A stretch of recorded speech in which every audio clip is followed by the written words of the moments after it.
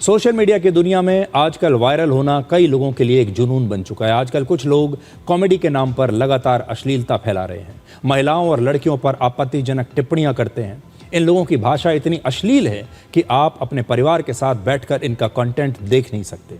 सबसे बड़ी बात यह है कि कॉमेडी के नाम पर हमारे देश के जेन ज़ी के दिमाग में जहर भरा जा रहा है, अश्लीलता भरी जा रही है और इनके कॉमेडी शोज के दौरान यही युवा तालियां बजा रहे हैं, हंस रहे हैं। आज कॉमेडी के नाम पर हमारे देश के जेन ज़ी के दिमाग में जो कंटेंट भरा जा रहा है, उससे ये लड़के या लड़कियां ना तो कभी अच्छे बेटे बेटियां बन पाएंगे, ना अच्छे जीवन साथी बन पाएंगे और ना ही कभी अच्छे माता पिता बन पाएंगे। ऐसे कंटेंट की वजह से आने वाली पीढ़ियां मानसिक रूप से बीमार हो जाएंगी। आप कल्पना कीजिए, जो युवा इस तरह के भद्दे कंटेंट को देख रहे हैं, जो युवा ऐसे कंटेंट को बना रहे हैं या प्रमोट कर रहे हैं, तो क्या ऐसे लोगों के परिवार बहुत जल्दी टूट नहीं जाएंगे? क्या ये किसी भी परिवार में रहने के लायक हैं? कॉमेडी के नाम पर अश्लील टिप्पणी करने के बाद ये लोग पहले वायरल हो जाते हैं क्योंकि ये इनका बिजनेस मॉडल है, और अब इन्होंने इस प्रकार के अश्लील कंटेंट को ही अपना बिजनेस मॉडल बना लिया है, जिससे ये सबसे पहले वायरल होते हैं, मशहूर होते हैं।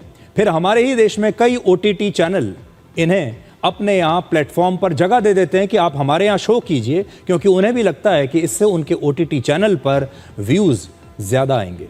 इसलिए आज मैं आपको सावधान करना चाहता हूँ।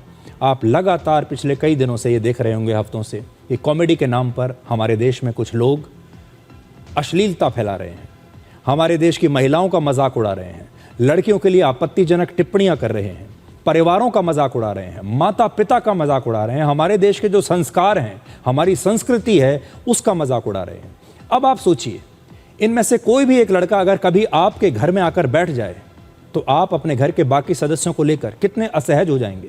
और इसीलिए मैं आज आपसे ये कहना चाहता हूं कि ऐसे लोगों का सामाजिक बहिष्कार बहुत ज़रूरी है।